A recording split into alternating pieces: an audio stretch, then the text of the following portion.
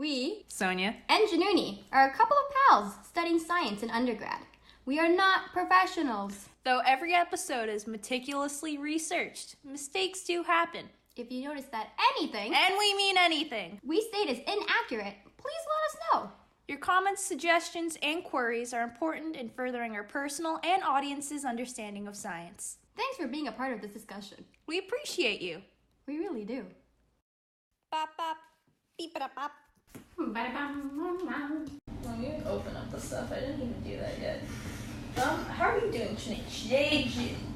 I just had a stroke. Welcome How back. are you doing? Welcome back to Beaker Bros. Actually, Did we even do an intro last episode? Just like saying our names? I don't know, but I'm Januni. I'm Sonia. That's aggressive. We got a question about why are we drinking out of beakers? Oh, that's a great question, Januni. Sonia, would you like to answer that? You bet I do. These are beakers. There is a drink inside of it. Yeah, normally, you don't drink out of beakers in Yeah. normal lab settings. You don't drink out of them. You don't sniff. You don't huff. No. Nope, that's not good. You You waft. Yep. Yeah. Anyways, we're drinking out of these.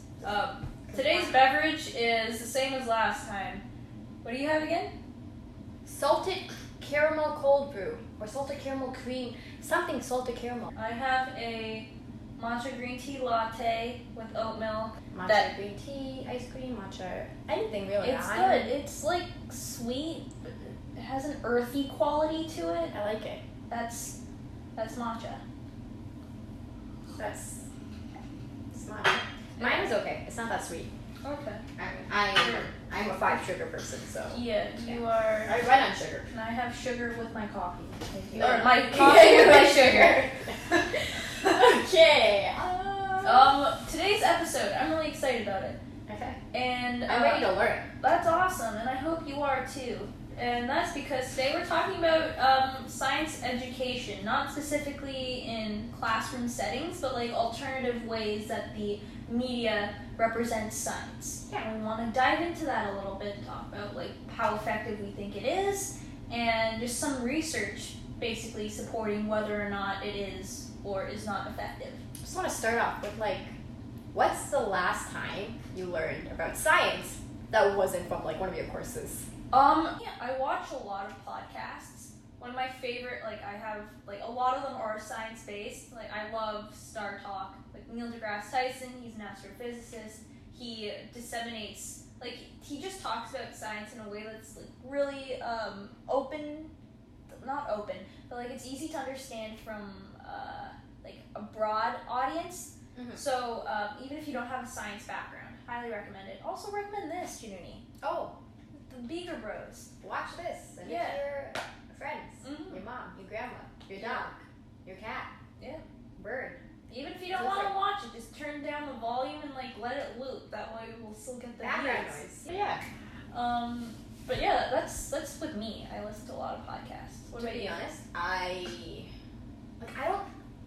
It's kind of weird. I don't search for science information Yeah, unless it's in a course. I need to learn more a bit about it, a bit more. I feel like that's with a lot of the general population in general. The average individual, if you don't have any rooted connection to Mhm. science, why would you go out of your way? But Obviously there's need and there's Mhm. it's important to go out of your way to learn about it, but science is everywhere. it's everywhere. But just the why would you sit around there's other things that you can do with your time sometimes, if you're depending on what your situation is, it would make more sense to do something else rather than sit down and listen to a podcast. Oh, You know what I mean? Yeah. But That makes sense. yeah. I think I'm looking from the aspect of social media, right? Yeah. My explore page on Instagram or whatever, or my For You page on TikTok, it's just filled with videos of dogs or Yeah. stuff like that. It's unless you're it's not how am I supposed to say it's science information is just not as popular as videos of random things and stuff like that on social media. Mhm. But I think it would be quite effective, right? If Yeah. it was on social media. Yeah. But looking at it from that aspect, also social media would be a good way to what's it called? Teach people about science education, not in the traditional form. Because there's actually like a study. There's an article written by. What a segue. Let me tell you, there was an article written by like Christine Greenhow and Kathy Lewin, basically called "Social Media and Education: Reconceptualizing the Boundaries of Formal and Informal Learning." That's the title? Yeah. That's very convoluted, but okay. Go check it out if you don't believe me. I'll take your word for it. If people don't have the time to go check it out, why don't you go through it for us? I will. Basically, they argued that social media has the potential to bridge formal and informal learning through like the digital form, so like social media that we know of. And it actually was quite cool because it showed that like young people more like they adopt the role of consumers rather than like participants when like doing social media. So they're not really the ones like educating, right? But more of the ones that are receiving the information. Okay, so then who would be the population or the group that's like giving Participating? Yeah. Well, like people like Bill Nye, you know? Okay, like scientists, people like experts in the field, right? That are giving this information. We can also look at the different aspect of like how you can see politicians as people giving science education, right? In times, especially with the pandemic, like they're the ones that are telling this is what's currently happening and all stuff like that. Which is ridiculous. Like, leave the wait, are you saying it from a good perspective or a bad perspective? I'm saying in a very neutral perspective, but also for going into that, politicians, like, unless you have like, if you have the sorry to cut you off. No, continue. I almost please. I encourage you. This is your part. I'm not speaking again. Doesn't leave. Basically, like, unless you have like a really good like science person like as your advisor or whatever, like, shut up. Yeah. That's like the nicest way I could say it, right? Because there's a lot of like miscommunication and like misconceptions that are like prevalent occurring right now, especially with like COVID, right? Yeah. Just like this is what it is and that's this and that, but like it's confusing and not like in a time where a lot of people are confused and kind of like afraid. We don't know who to look to and whatnot. But of course when a politician is telling you this, you're going to believe everything they're saying. But some of them are not saying what they should be saying. Yeah, they're sort of going off of their own biases rather than like things that are backed by evidence. Without like naming names, but like you know.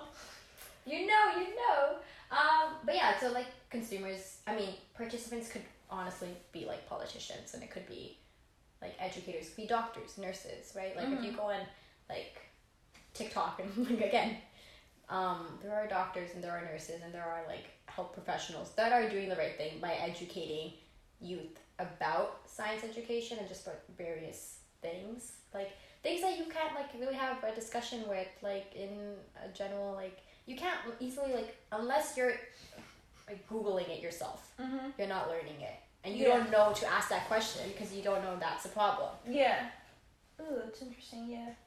And I think that's it's very interesting because I feel like young people, it makes sense why we're the consumers, right? We're not experts. Let's be real. Like we don't know. We don't have the experience. Like, we can't be the experts, right? Right now. Like without the experience, you can't. Like, not saying that we got a lot of potential, but a lot of us aren't there yet. Just wait for us. Just wait. We're Give us like 15 years. We're coming. Yeah, we'll be back. We'll be on TikTok. Yeah. Doing this kind I don't have TikTok. So it's like, no, we're not gonna do that.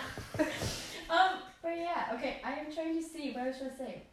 Okay, so there's one argument where basically that like research on like social media and education suggests that like integrating social media and like teaching it, right? It actually like facilitates like inquiry, proper communication, collaboration, and all that fun stuff. From like integrating it specifically like in science education or like broad science education. Okay. Yeah. So like that, it's just like, and also has like it facilitates more conversation too. Yeah. Right. Because like there's only so many perspectives that you can get from like your classmates. Like, like if you're in elementary school, for example, like little Timmy and little Billy probably gonna have very similar opinions. Yeah. Right. You're like told what is it is, but like science should be always being like questioning what we know, right? That's just how that is how we know what we know today, by always constantly questioning the information that's presented.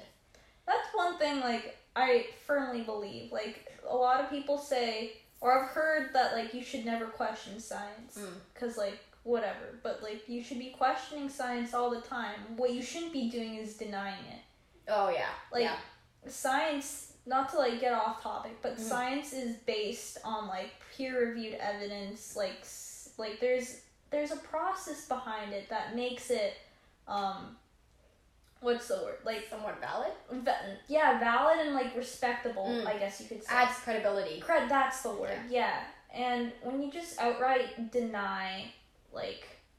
The evidence. Yeah. Like, there's something wrong. Like, if that evidence is wrong, like, there's nothing wrong in being wrong, right? Like, for example, our understanding of the way light behaves has been the same for, like, 500 years. And that was considered to be, like, the main argument until Einstein rolled around in the early 1900s and was like, wait, there's a photoelectric effect. Wait, there's... Wait, dude. Wait, there's general relativity, all this stuff. Yeah. So, like, he basically created this paradigm shift in our knowledge. Like, yeah. That wasn't because, like, he was denying the science, but he was questioning about, like, how accurate it is. Yeah. I feel like questioning it and denying it are very two different things. Yeah. When it comes to science. It's just like, okay, this is cool, but what about this? Right? Instead of like, no, this is wrong. It's adding to our understanding and not diminishing, like, the voices of other people who contribute to it. Yeah. No, yeah, I get that. I like that. That's cool. Yeah. So what else did you? Sorry. No, sorry, I cut you off there. No. What else was I at? Oh yeah, okay. So there's like an article written by or a study at least by the University of Kansas. Kansas, yeah. I was thinking of Wizard of Oz. I was like, Kansas. Arkansas? No. Basically, it was looking at how like social media helps students like learn scientific argumentation better, and the general idea of it was like it showed students who like took part in a social media program actually learned better than like people who didn't. What do you mean by learn better? Because that's kind of subjective, is it not? Was it from like test marks? Oh no, I think it was just like actually did like tests and they did it in areas of sharing scientific claims and like discussing and demonstrating knowledge of different scientific stuff. I'm blind, sorry. But yeah, so the treatment group was definitely, there's a significant difference between the treatment group and like the control group being like the ones who weren't in the social media program. Interesting. Yeah, that's also just, it's kind of cool to see how like social media does play a part in knowledge. Like you would think like, get off your phone. Yeah. You're not learning. You're not paying attention. Like, don't get me wrong. It like vastly contributes to like what's it called? Like decreasing attention spans in the classroom and all that kind of stuff. Yeah. When it's used ineffectively, though. Yeah. When it's used effectively, like the way that they talk about in this study, it just shows the potential that social media has to educate the folks, the kiddos, the youngins, you guys back, the pipsqueaks, the. I think that's all you got. Yeah. Okay. But what have you found on like science education? So like, there's a couple things that I found. A couple stories that I want to talk about. One being, this one happened a few years ago. Okay. And basically there's this rapper named B.O.B. I don't know if it's Bob or B.O.B. I saw his name. I don't know how to pronounce it. Oh, apparently it's not a big deal. He's somebody that people know. Do you know that song like Airplanes? Oh, he did that? I think so. I might be very wrong. It might be somebody else like his name. I know, it's Jordan Sparks. Airplane. Oh, Airplane. You looked up Airplane. Bob. B.O.B., right? With Haley Williams? Yeah. I thought that was... It just makes me a little disappointed. I have a wish right now. Wish right now. Sorry. No, that's funny. But basically, so a few years ago in like 2016, it seems like so long ago, but it's not. There was a feud that happened on the Twitter between him and Neil deGrasse Tyson. On the Twitter. Yes. And he basically like started like dissing Neil deGrasse Tyson about like stuff that like or like the science community in general, like the way like the science community is propagating lies. Oh, And okay. Neil deGrasse Tyson goes, "No, bro, that's not what's happening." No. Like, no, like that was Stop. Yeah, he said it far more eloquently than I did. Did he have like any evidence backing it up, or were you just saying Like it was just like no, a you're blatant wrong. claim that wasn't. Oh, do you mean Bob or B.O.B. whatever his name is? Bob? I think it's B.O.B. I'm pretty sure it's not Bob. Yeah, like, did he have any claims for what he was arguing? Started this whole feud, and basically, then B.O.B. I'm gonna say Bob because I think it's funny. Bob did a rap. He did a rap? He did a rap dissing Neil deGrasse Tyson and talking about how the Earth is flat, called Flatline. And It's called Flatline. yeah, and I was a little weird about like talking about it because it's technically right now by me saying it's giving him like a platform to like share the music. Oh, whoops. Don't play it, you get copyright. Whoops. But yeah, he did this stupid song called Flatline. But like even though we know it's stupid, like the Earth is not flat. Bold claim it's not. But yeah, even though like we know and like there's research supporting it and blah blah blah, this dude was like, nope. And from him publishing that song, it literally got like I think well over 1 million views on like SoundCloud and other platforms. Yeah. And it ended up like building up a community of people that like support the flat Earth theory. So that just like brings up question about like the responsibility that people with platforms have when talking about like science. Yeah. You know, I think it's funny because like the amount of time you probably spent on like making this like rap or whatever, he could have spent it researching like some facts, you know? Yeah, like, and it's funny too because then Neil deGrasse Tyson's nephew ended up doing a diss track to his diss track. And it was very like wordy and witty. It was very nerdy. Like it sounded like it wasn't great. Like None a school of them. project. I mean, like it was better than a school project. But like the dude can rap, but that's not his profession. Yeah, but the narrative that he was spreading in the song was very the message important. And like the theme. Yeah. Okay, that's good. But that just brought up the question, like, in recent years, I've personally noticed that, like, or not even in recent years, just like music throughout the decades has played a really important role in sharing narratives about stuff that's going on. Yeah. And I think it's like using music as a platform to like educate people about science. I think like in recent years has become like a really prominent like platform. I don't know, like, can you think of any songs? I'm trying to think of a lot of songs, but as you know, I listen to the radio, so. Well, if you listen to the radio, you'll probably know this individual, Billie Eilish. Oh. There's in her last album, she did a song that like a lot of her songs were just talking about things going on in the world, and one of them that she did was about climate change. What's that song where like hell? Like hell? Like the earth is on fire and like Billie Eilish, earth burning. It's about the forest fires in California, like something like that. Look that up. On fire? No. Look up like Lucifer? Yeah. All the good girls go to hell? Yeah, that song. It's about climate change. It's about the California forest fires. I see. Like, she was able to take a message about the stuff going on in the world, talk about, like, science in a way that's meaningful and engaging. We stand it. We stand that. That's awesome. And then you have that stupid shit that Bob did. Very good, Bob. Yeah, but that just shows, like, music serves a really important platform in getting messages out there. That's so cool. Seeing that, like, it's not obvious, right? It's not all in your face, but like when it is done, it's like it's a very powerful message. Yeah, it's like subliminal messaging. It creates, like, you hear it, you don't really recognize it, so you look it up, you question it, you realize the meaning behind it, and you look more into it. And she ended up doing this whole campaign about like environmental awareness and stuff, especially stuff going on in California, and it ended up being like a really effective campaign in terms of like educating and getting young people aware about the stuff that's going on with the climate and especially thinking about her fans and her followers are like young children. On me. Me. Small girl. Small little. Small boy. Small boy. Small whoever. Individual. Yeah.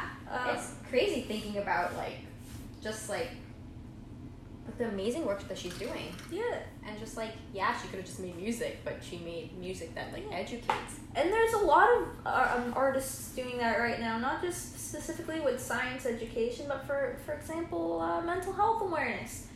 What was that song? You know music better than I do. The 1-800, the one about suicide prevention, the one that's titled after that suicide prevention hotline. 1-800. What? 1-800 steamers certified. You know what I'm talking about? No, I don't. Oh, are you able to look at? Oh, your laptop's gonna die. Oh no. 1-800 what? The suicide God junk. No, the suicide prevention song. Logic? Oh yeah, it's Logic. 1-800-27. 1-800-273-8255. Yeah, it's a suicide prevention hotline. It's just interesting, like the way that That's amazing. young performers Mm-hmm. are using this platform to share. Oh, that's amazing. I'm just looking at the lyrics and it's just like, of course, just talking about like, suicide and just like how they don't want to be alive anymore. But that's like, it's amazing that they're bringing it, like raising awareness for that, and just like, like having people in those places, people that you look up to, Mm-hmm. and kind of like telling you like, hey, you're not alone. There's stuff out there. Yeah.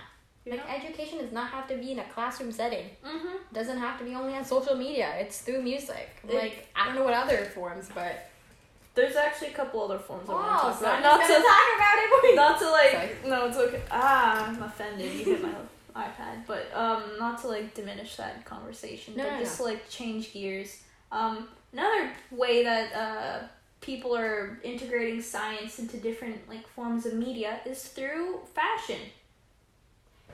Really? So here's an interesting example. So there is this fashion designer who let me backtrack for a sec. So in Vancouver, British Columbia, they hold this Vancouver Kids Fashion Week, where like young like children and stuff, they get to like learn about. You look like it's adorable. But I saw the pictures, like it was just kids like learning about like the industry and stuff like that. Like a little toddler walking Just around. strutting around in like a little tutu. Oh, I'm a model. I don't know. But yeah, so basically the previous year, this fashion week programmers, designers, retailers, all these families, all these people worked with researchers from the Michelle Kobar, I'm sorry if I'm pronouncing this name wrong, Michelle Kobar Lab from the University of British Columbia, UBC. And they're working with her. They were able to showcase or represent science in fashion. So, like in weird little ways, because this was a kids' fashion show, they sort of integrated little aspects of like science and like working in a lab into like fashion and things that they see all the time. Because oftentimes, like when you're a kid, right, you don't really know like what a lab is. Like, right? You like, do you like? I'm trying to think. As a child, they know. You know what fashion and clothes are because you see it all the time, but you don't know like lab techniques and stuff like that. You don't know what they are. So, like there's certain designers worked with the Michelle Kobar Lab, and I'm losing my train of thought. But basically developed this line of clothing that like looked at lab techniques and different types of bacteria. One way that they looked at it was really like that lab specifically. Focuses on human genetics and epidemiology and using animal models, and oftentimes like organoids and stuff like that. Yeah.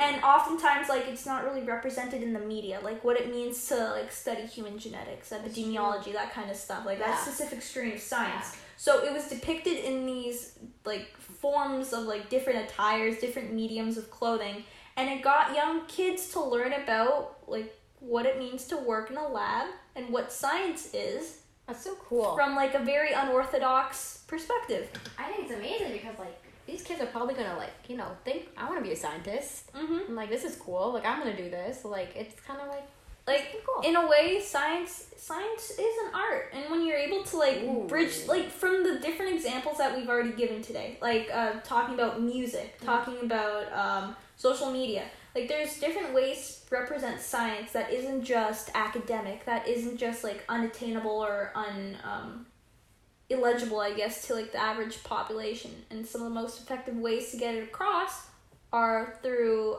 industries that people are very, very familiar with, such as fashion. For example, there's brands like Patagonia, Arc'teryx. These are outdoor wilderness companies that focus a lot on producing ethically sourced clothing and aspects of climate change and stuff like that. Yeah. So, yeah.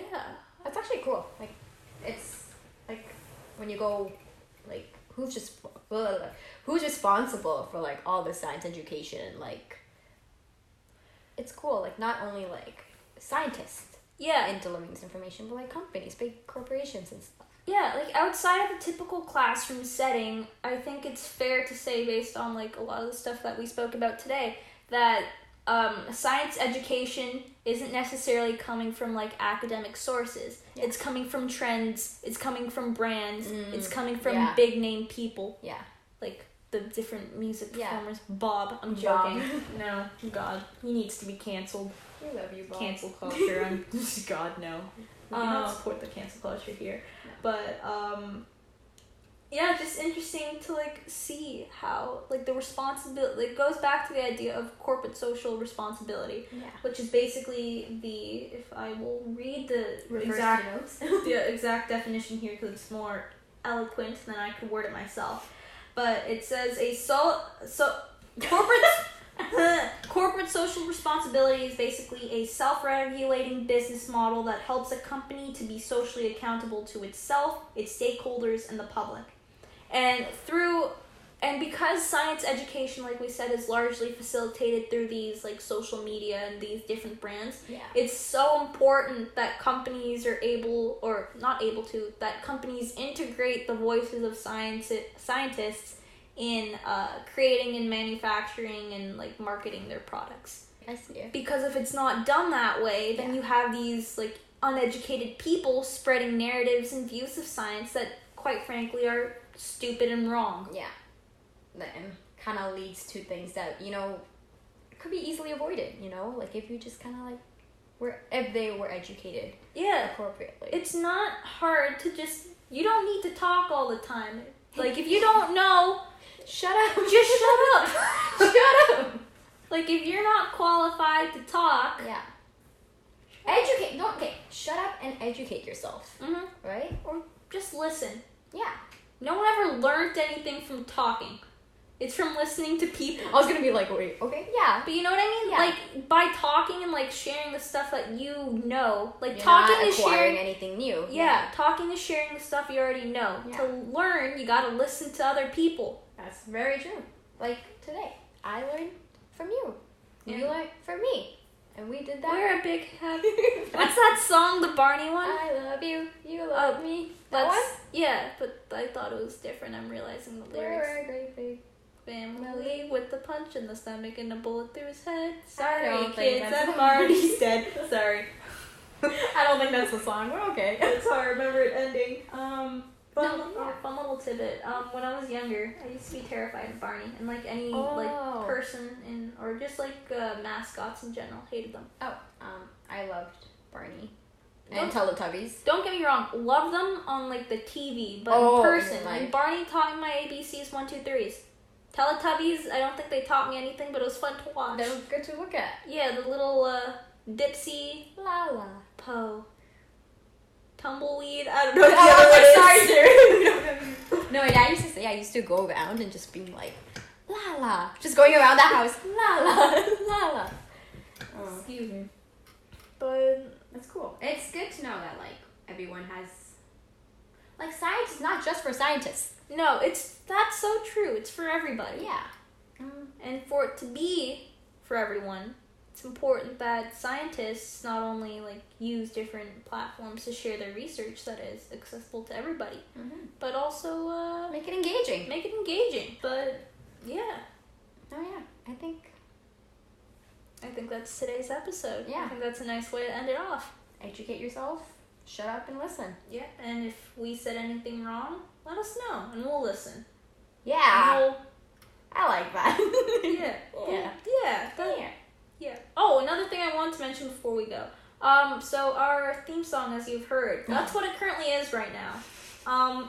We need another one. If anyone has any suggestions, ideas, you want to produce something? if you're a SoundCloud artist that isn't Bob, hit us up. We'll pay you in coffee. Yeah. 1 cup of coffee, to be specific. Yeah, and that's it. Yeah. Bye. Bye.